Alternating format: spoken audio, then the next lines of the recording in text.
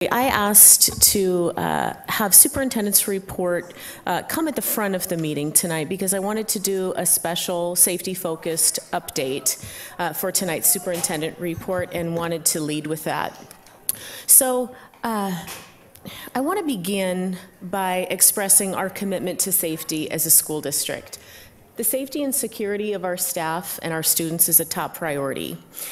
As you all know, we have a strategic goal that says that we need to ensure and provide safe and innovative learning environments for our students. And so tonight I want to talk about in detail the established district safety structure that we have in place, as well as our comprehensive emergency management plan. You'll see through the presentation tonight that we do continually assess, and we have systems and processes for continually assessing our district-wide safety needs, implementation of our safety measures and protocols, a process for identifying training needs, and a process to ensure that we are responding to changing conditions. So sadly, after a tragic event occurs like the one in Florida, often we do a reminder out to parents about these are the things that we're doing associated with safety, because often many questions come up. Annually, as part of a school board presentation, we do a program report on safety. So the board may recall that that program report was shared in October, toward the beginning of the year. And aspects of that will be touched on again tonight, but I want to go a lot more in depth, and more in depth than what was communicated out through that Special Connections newsletter. Sort of the purpose of doing that, again, is often after a tragic event, there's many questions that are surfaced in terms of what are we doing to ensure, that we're doing everything within our control to ensure our students and staff are safe. And through that level of communication, it's not possible to go very in depth.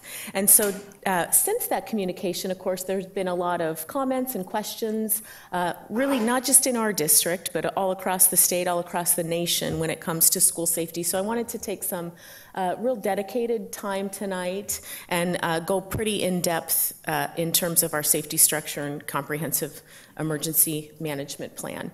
So I want to start with the safety structure, and I think the question is who is working on safety in our district? Who's focusing on safety?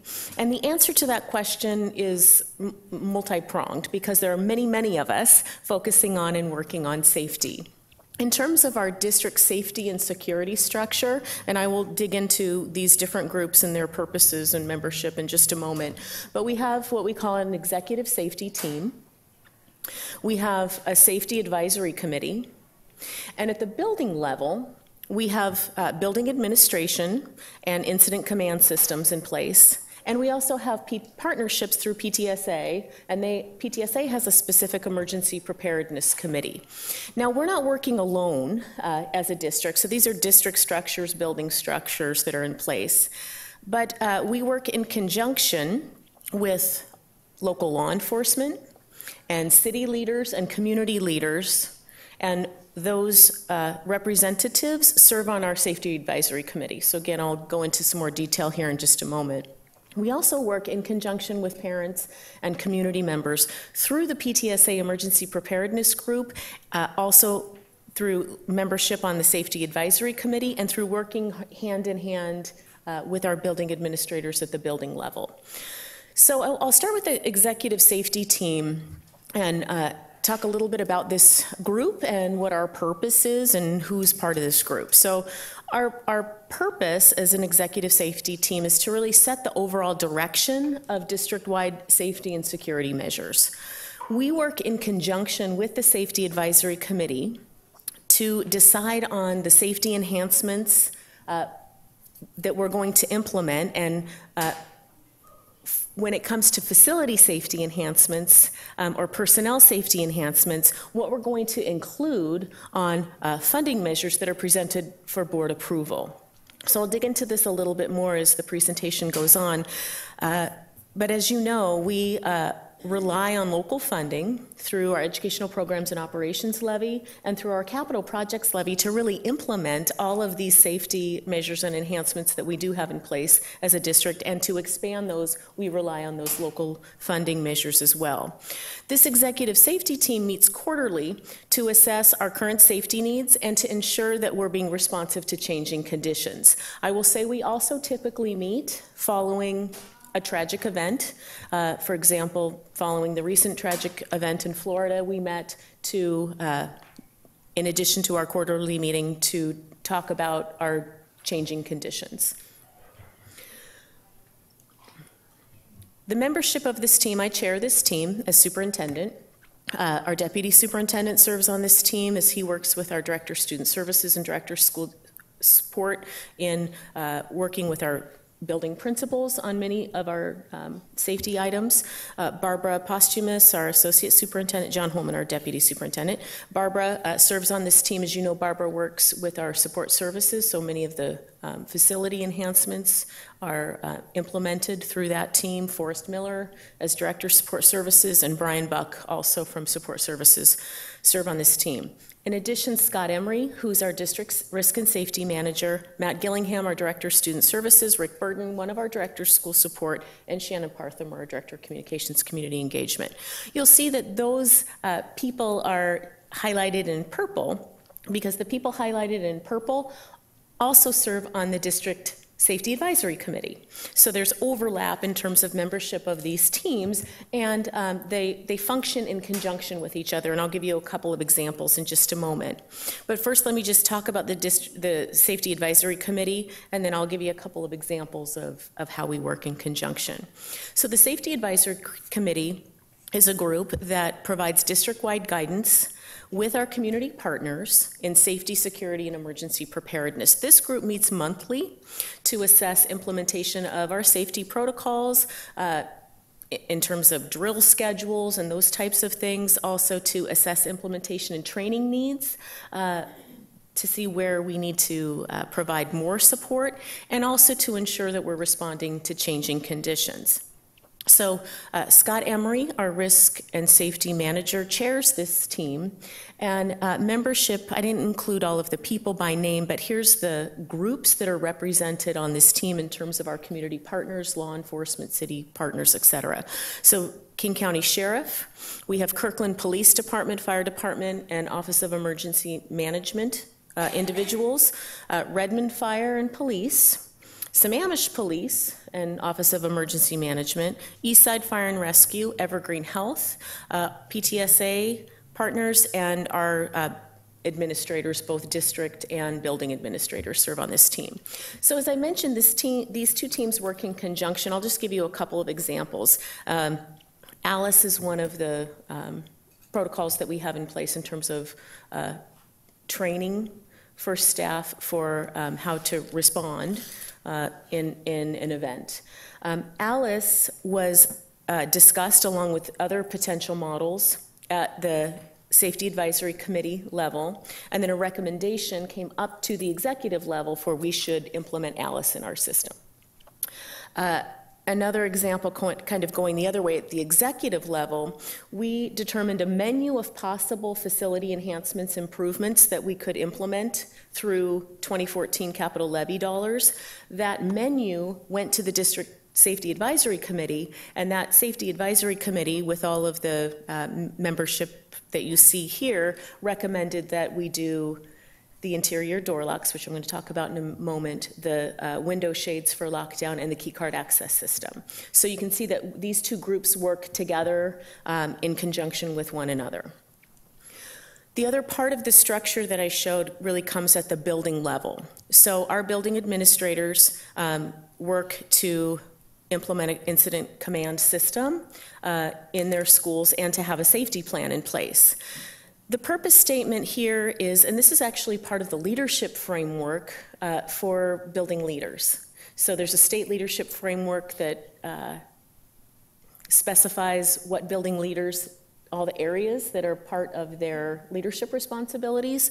One of those is all focused on school safety. So the purpose statement in terms of this particular aspect of our structure is that our school leaders are providing for school safety, recognizing that physical, emotional, and intellectual safety are critical and necessary conditions in order for effective teaching and learning to take place.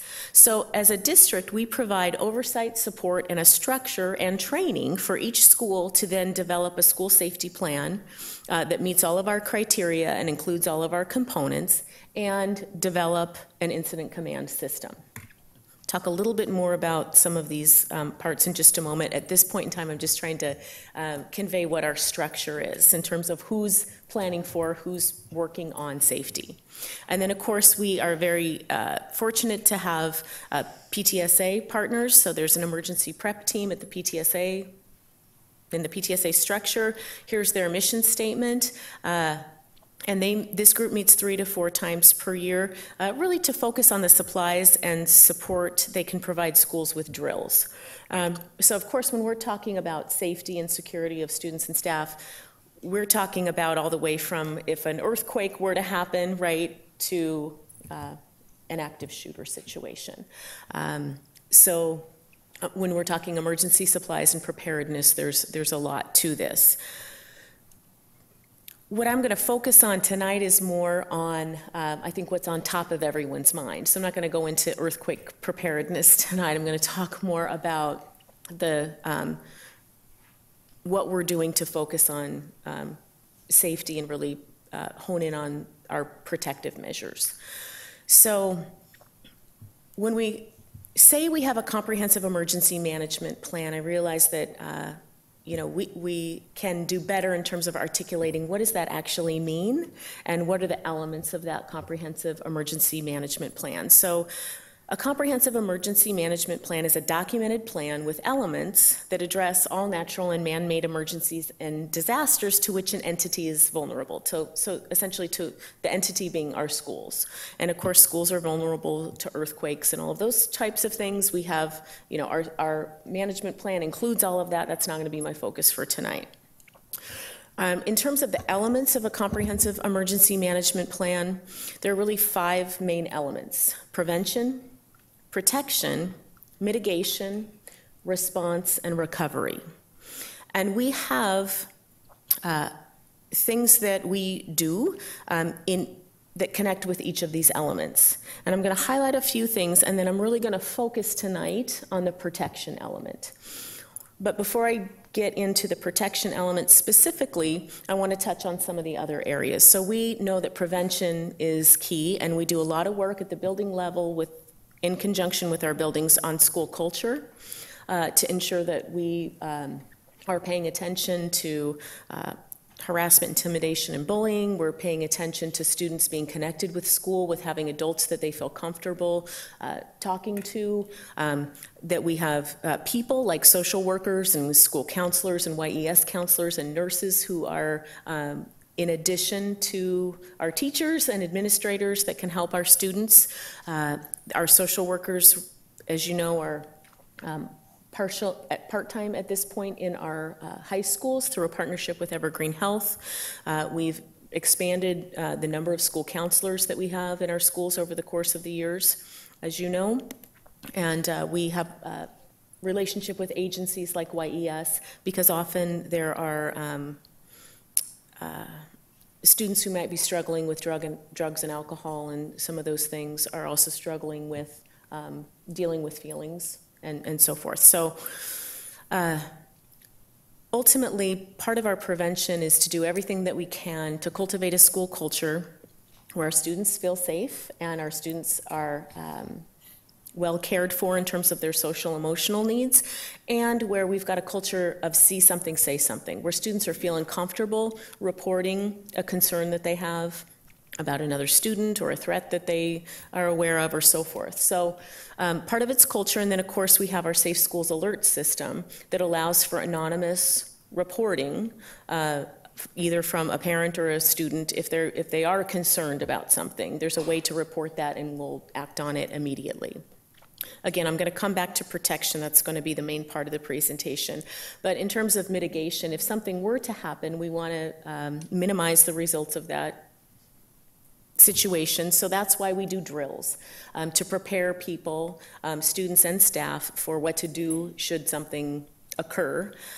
ALICE training is a part of that. Our PTSA emergency prep partners are a part of that. Our school resource officers, which I'm going to talk about because they fit into multiple areas here, are a part of that mitigation strategy. And then I mentioned an incident command system, and we won't have time this evening to get into all aspects of the incident command system, but a mitigation plan is part of that incident command system, and all of our schools provide their information about their school safety plan into what we call a rapid responder system, and that's a partnership with our city partners. So they are local law enforcement, so they're familiar with the design of the school, and areas are identified. So should a response be required, there's information readily available to law enforcement. Response, again, part of our incident command system. There's a crisis response plan. Our school resource officers are a piece of that. And then, of course, recovery is part of a comprehensive emergency management plan, and all of the aspects of that are included in the incident command system. As I said tonight, I think what's the questions that I've been receiving and the information that people want most, I believe fits into the protection element. And so tonight I'm going to talk about the facility upgrades infrastructure protocols that we have in place and what our goals are. I'm also going to talk about school resource officers, campus security monitors, and our discipline and threat and risk assessment protocols. So those are the 4 parts that I'm really going to dig into. So first I want to start with the physical facility infrastructure upgrades and protocols. And our goal here is to provide 2 layers of physical protection in our school facilities. First, we want to prevent unwanted access to the interior of the school from exterior doors. Secondly, we want to provide unwanted access and limit unwanted visual access to the interior school classrooms. So that's what I mean by 2 layers of physical protection. First, limiting access from the exterior of the building, and then limiting access, again, to the interior parts of our classrooms. The projects that we have funded through the Capital Projects Levy are helping us accomplish that goal. So in terms of preventing, I'm going to start first with the interior classrooms and go to the exterior. So again, since our goal, one aspect of the goal is to prevent unwanted access and limit visual access to interior classrooms, we had a project to install classroom door locks. So prior to having the interior door locks installed, a teacher would be required with his or her key to step out of the classroom to lock the door to prevent access. The system we have now allows classrooms to be locked from the inside with a key in case of a lockdown or emergency situation. That aspect of the project was completed in summer 2015. That cost $1.5 million, and it was funded through the 2014 Capital Projects Levy. We also completed a project to install interior classroom window shades. So that is designed to provide lockdown emergency window coverings that then limit visual access in case of a lockdown. So it's both securing the door and limiting visual access into the interior of the classroom. That project was completed in spring of 2017. That project cost $1 million, and it was also funded through the 2014 Capital Projects Levy. We have in process expanding the door locks and window shades to other identified learning spaces. So the first part of the project was really focused on classrooms. We're now expanding that to health rooms, conference rooms, those kind of things that are often used as meeting or learning or instructional spaces, but that was not included in the initial scope of the project. That timeline is in process tonight. I can't tell you, I can follow up, but I can't tell you tonight when that will be completed. We estimate that we built that into the 2018 Capital Projects Levy at an estimated cost of $600,000. In addition, as we think about what protocols we have in place, so those are structural enhancements that we've made to our facilities. We also have protocols that we need to ensure are being followed So we're using our facility enhancements to the greatest extent possible. So one thing we've talked about at the executive level is that we need to ensure that our staff are keeping their keys on their lanyard. So typically staff are required to wear a badge, they wear a lanyard, and keeping their key on that lanyard, because if the key is in your bag and your bag is in the closet, that's not very helpful. So you want to have that key readily accessible so you can lock the door, or they could opt to keep their door locked and shut throughout the day. Now, we're aware of one school in our system today who's implemented that. They, on their own, they are now keeping their doors shut. Even prior, they were doing this prior to the tragic situation in Florida. They were just keeping their interior classroom doors locked during the day, and if somebody needs in, they just knock on the door and they open the door. What we've been talking about at the executive level is making some recommendations to go to the Safety Advisory Committee to ensure that we're thinking that through, that there aren't implications that we're not aware of at the executive level that the Safety Advisory Committee needs to talk through. But essentially, it's what measures, what protocols do we want to ensure are in place to ensure that the building door lock project is being utilized to its full extent. There's not a cost associated with that. It's really about training and expectations and people's behavior. The other piece that we're just from the executive level issuing a protocol on is something that surfaced recently was that not all of our substitute teachers are being issued classroom keys when they arrive to substitute. And so that's a protocol that should be in place. Substitute teachers should be issued a key. They check it, it's checked out to them at the beginning of the day, and they check it back in at the end of the day. And so we've already issued that protocol to ensure that if that's not happening right now in our buildings, that needs to happen, because whether it's the regular teacher or the substitute teacher, they need to have the key to be able to lock the door should they choose to. Also, I'm aware that some schools have installed on their own some magnetic strips, so where you can keep the door locked in the locked position, and there's a magnetic strip, and then the teacher could just easily remove the magnetic strip and pull the door shut. We're doing a little bit of more research into that to see if that's something that we should implement district-wide, but that's something that we know some schools have implemented on their own. So I want to move to the next level because I think this is where the majority of questions have come, and where I want to make sure that the board and our community all knows what our goal is and where we are in terms of process here. So when it comes to preventing unwanted access to the interior of the school from the exterior doors, the Building Access Control Project provides a keycard access system that's designed to limit exterior access points. So keycard system access control point is installed on a door, and then you now need a keycard to enter through that door. Where we are in terms of progress, this is in process, in progress, and implementation is different by site, because some schools have portable classrooms. And so if you're a secondary school, if you have all of the doors to the exterior locked, you have to think about how is the student going to move from portable classroom to interior door during the school day. And so that's just one example. The other thing I wanted to share is we've got two schools, Redmond High School and Rose Hill Middle, where they were a little bit more complicated and in terms of installing sort of the first phase here. I won't go into all the detail of why. I have given the direction that we need to expedite those and get those done as soon as possible. In addition, The initial thinking was that our schools that are under construction, that would be Meade Elementary, Juanita High School, and Kirk, who are all construction projects from the 2016 bond, that those wouldn't be equipped with a key card access system until the new building opened. I've given the direction that we need to install the key card access system at the sites today as they exist, and then they can be moved and reinstalled when the new buildings open. So that's being done as well.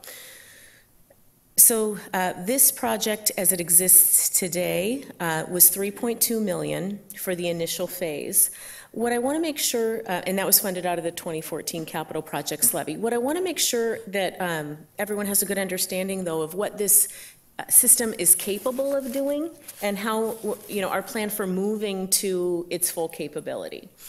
So this system has the capability for scheduling door access. So I mentioned that part of the issue now, if you have portables or how your traffic flow is in terms of student traffic flow at a site, having just 3 or 4 doors equipped with the building access control can be challenging. Of course, it would, to have students have to walk all the way around a school to get to where a door is open during the school day during passing period when there's limited passing period at a secondary school isn't feasible. And so what we want to make sure is that we're implementing this in a way that is accomplishing our goal and doable for the school. So the system actually has the capability of scheduling door access. It's the technology part of the system, where based on passing periods, you can, and it can differ every day depending on the bell schedule, to schedule when the doors unlock, knowing that it's passing period and students need to move from, I'm just again using that example, from portable classroom into the school, so they need access there. We don't have enough staff that could be at every door. We couldn't issue key card access cards to every student, but you can schedule that. That's not being done today, but the capability to do it is integrated into the system. The system also allows for an all-door lockdown or all-door unlock. So again, the capability's there. We're not implementing it today, but it does have the ability for a building administrator, for example, to, through use of a widget on a computer or an app on their mobile device, to be able to, with a push of a button, lock all exterior doors that have the key card access system installed. The other thing, again, that it has the capability of doing is for having the key card access system installed on the front door and then having the ability to individually, I'm using the word buzz people in for lack of a better word, but individually allow access through the front door. Where are we in terms of progress, and if this is the whole system capability? So we're really this is under review, a feasibility study, because there's a lot of moving parts to this, and we anticipate that the feasibility study will be completed by June. Expansion to the full capability of the system does require additional investment of hardware and training. So additional investment of more access points installed on doors. If we were to implement that kind of buzz-in system through the front door, we would need camera installation outside the front door, because there's not visual access from the office where the personnel is that are checking people in, in most sites, and the front door. So that could be accomplished through a combination of camera installation and use of the system full capability. So again, we're reviewing this. These things, do have costs associated with them. It would be about, we're again kind of estimating roughly at this time, but about $500 to $1,000 per door in terms of expanding from what we're doing currently. And then whatever the cost would be, again, needs to, that's why I just have to be determined at this point, but in terms of installing exterior cameras to allow for that. And then there's a lot of staff training and kind of protocol changes and so forth. So To do this will require funding use from the 2018 capital projects levy and potential additional funding sources that would need to be identified. So we are doing a feasibility study. This is under review, and where this would go for additional processing is the Safety Advisory Committee. Because we've got the safety experts there, we have the law enforcement there, we have building administrators there to help us think through what would it really take to move to this sort of system. The good news is the building access control project that we are implementing has the capability to do what I'm describing. The other piece I wanted to touch on here was portable security. So this is another question, you know, part of the bond strategy was to build permanent schools and classroom space and reduce our reliance on portables over time. We passed the first bond in 2016. We all know we didn't pass the bond in February of 2018. And so, you know, we still have work to do as a board in terms of our next steps with that, but the reality is today we have many, many portables at our sites across our system. And so one of the questions comes up about security for portables. So a couple of things on this particular topic. We, at the executive level, believe that implementing a protocol to keep all portable doors closed and locked throughout the school day is a step in both preventing unwanted access to the interior of the toward our goal. I'll just simplify it. And so this recommendation is going to the Safety Advisory Committee. Again, as we work in conjunction with one another, we want to make sure there's not some unanticipated implication that we haven't thought through at the executive level that building administrators or our safety experts or something could help us think through. But that's one thing. There's not a cost associated with that. It's just simply a behavior change and ensuring that people aren't propping their doors open during the day. I know one of the issues then becomes climate control, especially in our warmer months, and so that's another piece of this. And then what is happening now already is that our facilities team is installing peepholes in our solid portable doors. So one of the issues right now is all of our portables are not the same in terms of design, and some of them have visual access where you could see if your door was locked and someone knocked on the door, you could see who was out there. Other doors have a solid face, and so there's no way of seeing who's on the other side of the door. So that's where the peepholes come into place for our solid doors. That's beginning now. It'll take about 3 months to complete that project, and it'll cost about $10,000, and we'll use capital projects levy dollars to do that. Okay. So I'm going to go ahead and just keep going through the whole thing, then we can take board discussion and questions and so forth. So I'm going to move on to the second part of protection here, which is our school resource officers. So a lot of questions coming up about our school resource officer program and what we have today and so forth.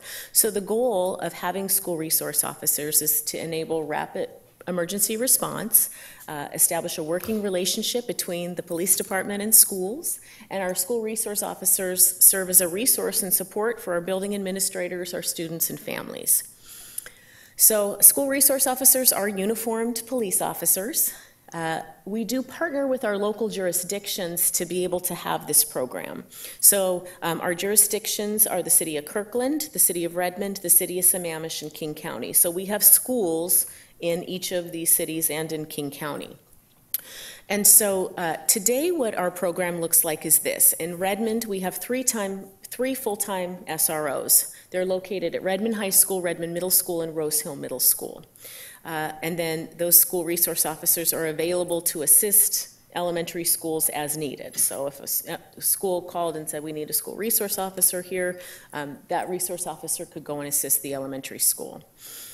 In Kirkland, we have 2 full-time SROs. They're located at Juanita High School and Lake Washington High School, and then those people are available to assist at the middle and elementary schools as needed. In Sammamish, we have one full-time SRO at Eastlake High School. Again, that SRO is available to assist the middle school and elementary schools as needed. Then in King County, we have two part-time SROs located at Tesla STEM High School and Evergreen Middle School, and they're available to assist at elementary schools as needed. The reason today it's different by jurisdiction is because we've worked in conjunction with each jurisdiction. This model requires resource from both the district side and the jurisdiction side. And so the resource availability has been different by jurisdiction, which is why the model's different by jurisdiction. The school resource officer is an employee. They're a uniformed police officer. They're hired and trained and all of that from the jurisdiction. So the jurisdiction's actually providing that piece of the support. In addition, our school resource officers work for 180 days. They work when students are in session, but they're also full-time positions. So we're paying the piece of the work that they're doing when they're with our schools, and then the jurisdiction is paying for the other part. And again, some jurisdictions actually through levy funding of their own have been able to provide additional support. Redmond, for example. Redmond has I believe it's called a safety levy that has passed in the past, and they're providing that level of support through that levy funding. So that's our current situation. Again, it varies by jurisdiction. Today, the cost to the district for what we do have is $318,200. It's funded through the Educational Programs and Operations Levy. We don't receive state funding for these things. If we were to expand our SRO program, the district portion of that expansion, again, this is not including what the jurisdiction portion is, would cost an additional $750,000 to expand to all of our secondary schools, meaning all of our high schools and middle schools. And if we were to expand to all of our secondary schools and elementary schools, it would be about $3 million on, that's the district side.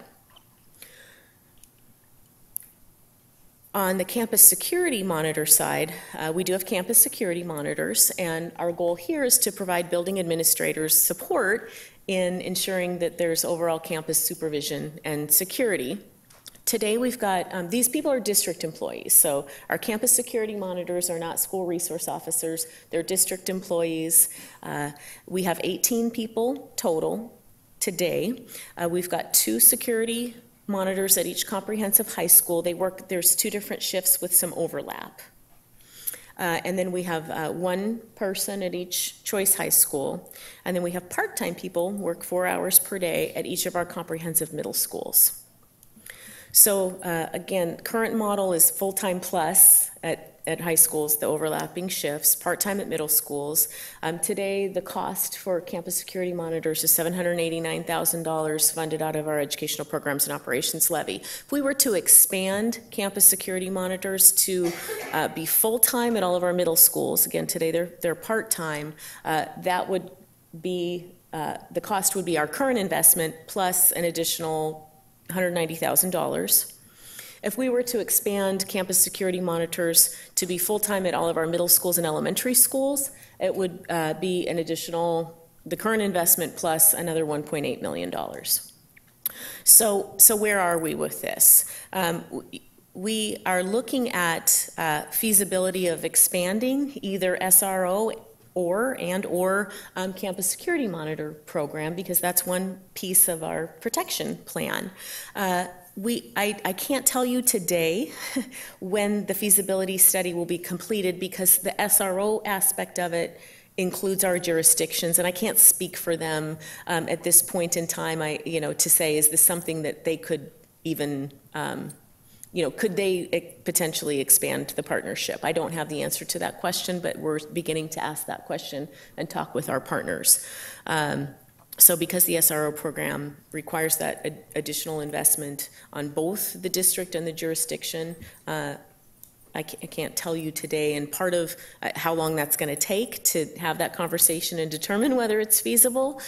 We are just doing our part on our end right now to cost out what it would be if we were to expand either the SRO program or the security monitor program. So that could range between $1.8 million to $3 million, assuming it's the same funding model that we have today. Now, if the jurisdiction came back and said, we have no funding to be able to do that, we could hire people, but you'd have to pay for them, then the dollar amounts would change. So our assumption here is that they would be providing the same kind of level of match, or I don't know how to characterize it in a different way, but their percentage, right? And so that's some more work to be done there.